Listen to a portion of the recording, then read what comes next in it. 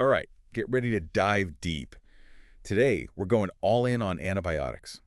Penicillin and streptomycin, to be exact. Two of the biggest names, right? Yeah, heavy hitters. Yeah. And we've got some seriously cool articles from Say Genie. a scientific resource company. Really interesting stuff. Sounds good. We're going to figure out what makes them tick. What makes them so important. I think it's going to be really cool to see how these discoveries, totally changed medicine. Yeah. And how they're still a big deal even today. That's the thing. Like, you think about it, before we had these antibiotics, right. I mean, just a scratch could Oh, yeah. turn deadly. It's crazy. Oh, absolutely. Total game changers. Can't overstate their impact, that's for sure. But where do we start? Well, let's start with penicillin, the OG, right? Yeah. Penicillin. I mean, that discovery was practically an accident. Almost. Like a total eureka moment. Yeah. Scientists, petri dish, and some mold. Yeah, I got it. Alexander Fleming, he's studying bacteria, right? Yeah. And notices that a mold in one of his dishes is actually stopping the bacteria from growing. Whoa. Turns out that mold, penicillium, and it's making something special. Penicillin. Exactly. Penicillin. And it kills bacteria like it's nothing. Wow. So it's like a microscopic war. Right. Mold versus bacteria. Yeah. And penicillin was the mold's secret weapon. Yeah. What I find really cool, though, is how it actually works. It's not just randomly killing stuff. It's targeted. Yeah. Penicillin zeroes in on something specific. What's that? The cell walls of bacteria. It messes with how they form, especially in these things called gram-positive bacteria. Okay, hold on. Yeah. Gram-positive. So What does that even mean? it's how we classify bacteria Right. based on their cell wall structure. Okay. Gram-positive. They have this thick layer, a peptidoglycan layer. Peptidoglycan. Don't worry about the name too much, haha. But penicillin basically stops this layer from forming. No, it weakens them, like takes down their defenses. Exactly. And then, boom, the bacteria are toast. No more bacteria. Makes sense why it works so well on stuff like strep throat. Yeah, makes sense. Strep throat is caused by this gram-positive guy, Streptococcus pyogenes. Oh, I've heard of that. But penicillin, I mean, it does way more than just strep throat. Really? Like what? Syphilis, remember? Yeah. Huge public health threat. Oh, right. Scary, stigmatized. Yeah. Penicillin came along and bam, offered a real treatment, Well, changed so many lives. It's kind of mind-blowing, right? Yeah. Just one little observation in the lab leads to this huge impact. It's incredible. But isn't there a catch? There's always a catch. Antibiotic resistance. Ugh, yeah. That's a big one these days. Right. Over time, you see some bacteria, they get smart. They figure out how to deal with penicillin. Like evolving. Exactly, like an arms race, constantly. Us versus bacteria. Always one step ahead, trying to outsmart each other. Okay, so that's penicillin. That's the basics. Now, what about, what was it called? Streptomycin. Yeah, streptomycin. What's its deal? Streptomycin, oh man, that came in swinging in the 1940s. 40s. Yep, and it took on tuberculosis. Big time. Tuberculosis. Really nasty infectious disease. Used to be a leading cause of death worldwide. Really? Wow. Streptomycin really changed the game for TB. So tell me, what is this streptomycin? Okay, so picture this, right? It comes from a soil bacterium. Soil. Yep. It's called Streptomyces griseus. Streptomyces. Griseus. Like, it's nature's own microscopic warfare, right? Whoa. And here's the thing. It works totally differently than penicillin. How so? Penicillin goes after the cell wall, right? Right. Streptomycin. It goes after protein synthesis. Protein synthesis. Yeah, inside the bacteria. Okay, so that's completely different than penicillin. Totally. So what does messing with protein synthesis do? Well, think of it this way. Proteins, they're essential for everything. Mm-hmm. All life processes. Yeah. So by messing with their production, Mm-hmm. streptomycin basically cripples the bacteria. Stops them from working. They can't function. They can't do their thing. That makes sense. So since it works so differently, Yeah. does it target the same types of bacteria as penicillin? Good question. And the answer is Is it? nope. Really? Streptomycin is a bit more broad spectrum. Broad spectrum. It's got a wider reach. Penicillin mainly goes for gram-positive bacteria, Right, the ones with the thick cell walls. Yeah, yeah. Streptomycin, it can handle both. Gram-positive, A and D gram-negative.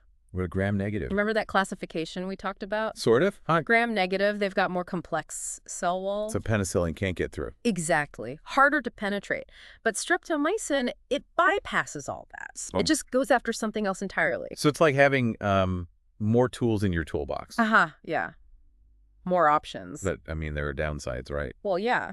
Like with any powerful tool. Streptomycin. Streptomycin, yeah. It can have side effects, especially if you use it for too long. Like what? Hearing loss. Oh, no. Kidney damage. That's serious. Yeah. Pretty serious stuff, so you got to be careful. So it seems like there's always this... Trade-off. Yeah, trade-off. With powerful medications. It's a balancing act, for sure. That's why it's so important to, like, really understand these things. Absolutely. All these little details. Yeah. Choosing the right antibiotic. Right. It's not just picking one at random. Like picking candy. Not quite. You got to weigh the benefits and the risks. Mm-hmm. Consider the infection, the bacteria involved, the patient's health, everything. So much to consider. It's complicated stuff. It is.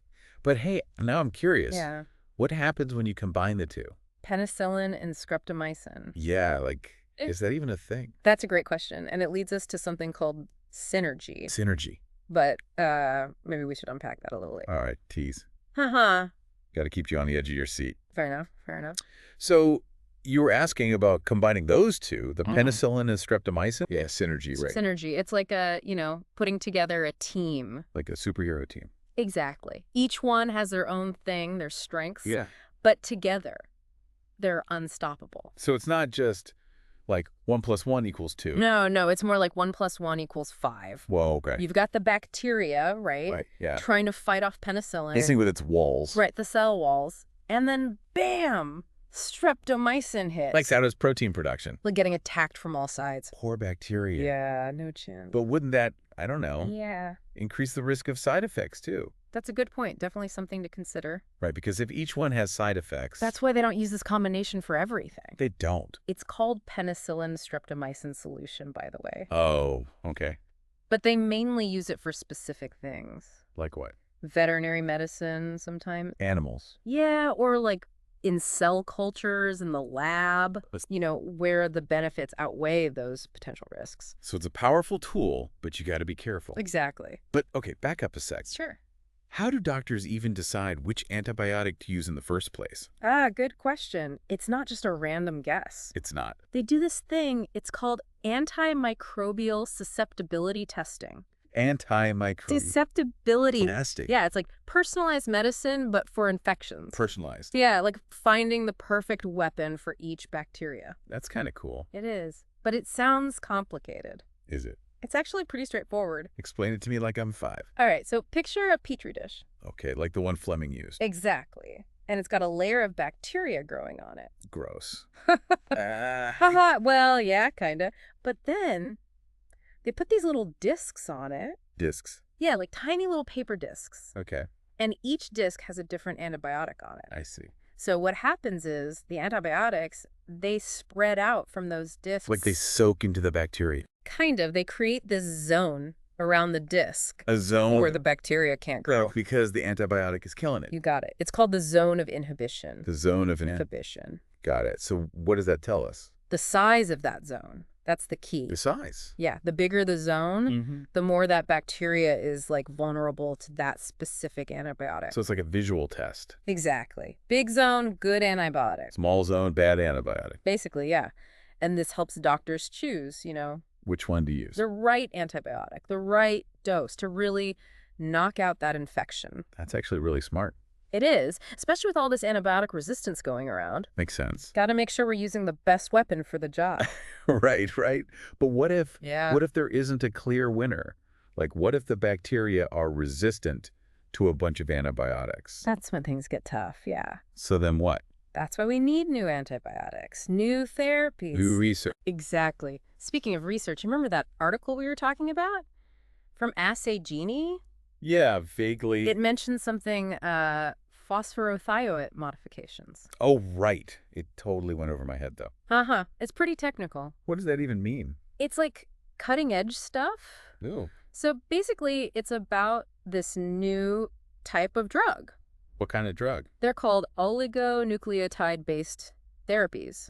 Oligo what? Oligonucleotide. Basically, they're like super targeted weapons. Targeted. Yeah, instead of just killing the bacteria directly, Right. they mess with specific stuff inside the bacteria. Like what? Genetic material. So they like disrupt the bacteria's essential processes. So instead of killing the soldiers... You take out the command center. Whoa. Makes sense, right? Yeah, that's way more precise. And these phosphorothioate modifications, Yeah, what about those? they're like stabilizers. These oligonucleotide drugs, they're kind of fragile. Fragile. Yeah, they break down easily. But these modifications... They protect them. Exactly. Help them last longer in the body so they can do their thing. It's like giving them armor. Uh-huh. Yeah, exactly. So this research, it could be a big deal for antibiotic resistance. Oh, absolutely. It's still early, but it's really promising. So there's hope. Always hope. Science is always moving forward. That's good to hear. But before we get too ahead of ourselves, let's go back to penicillin and streptomycin. The classics. Yeah. If you had to, like, explain the main differences. Between the two. Yeah. To someone who's just learning about them, what would you say? All right, so first things first. Mechanism of action. You got it. How they attack the bacteria. Right. Penicillin weakens the defenses, messes with the cell wall. Gram-positive bacteria. Right.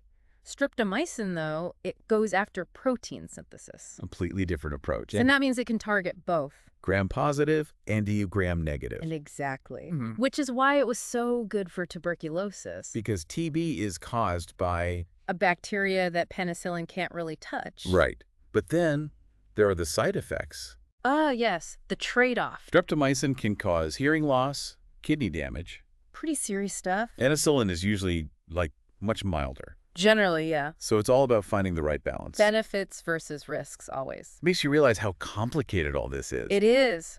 And that's why you should never just... self-diagnose. Yeah, or try to figure this out on your own. Leave it to the professionals. Absolutely. Doctors, they know their stuff. Right, they do.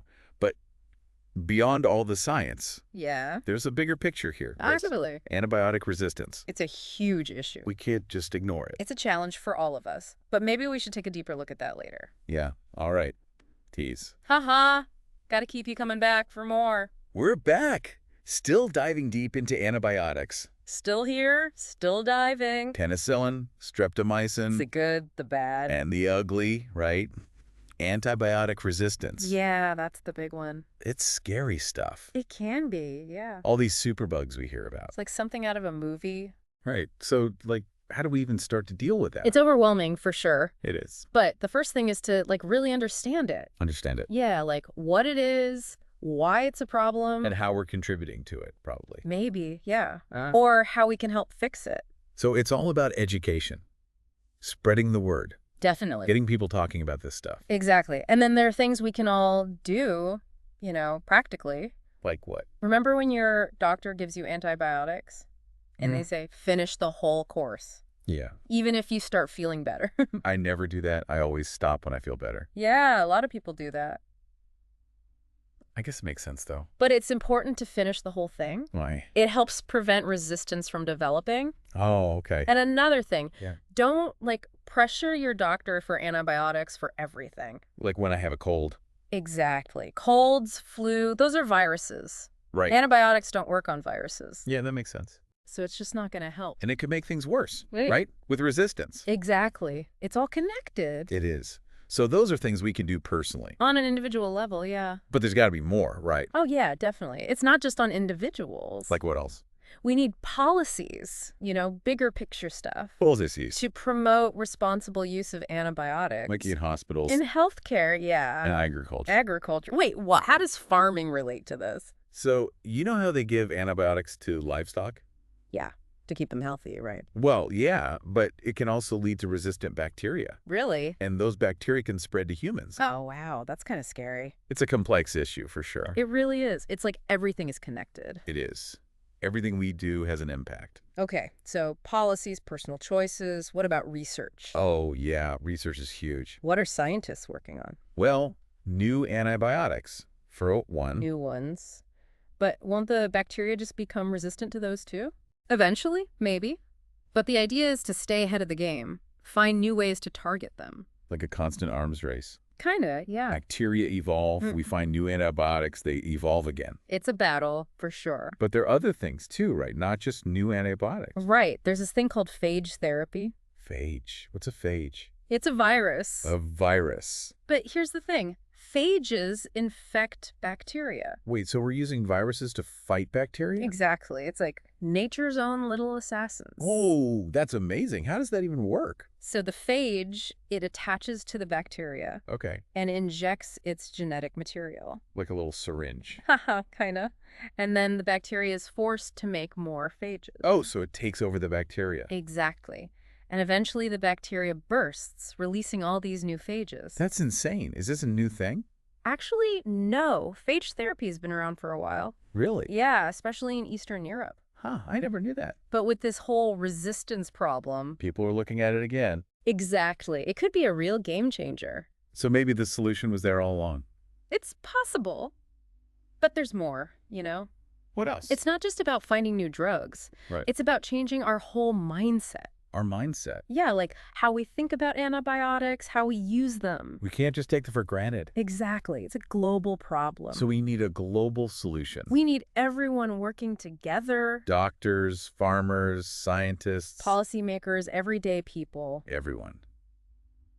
Wow, it's a lot to think about. It is. Penicillin, streptomycin. Amazing discoveries. But a lot has changed since then. The bacteria are fighting back. But so are we. We're finding new ways to fight. New strategies, new technologies. It's constant evolution. And we're all part of it. We all have a role to play. So that's it for our deep dive into antibiotics. Hope you learned something new. And maybe even feel a little bit inspired. To make a difference. Thanks for joining us. Until next time.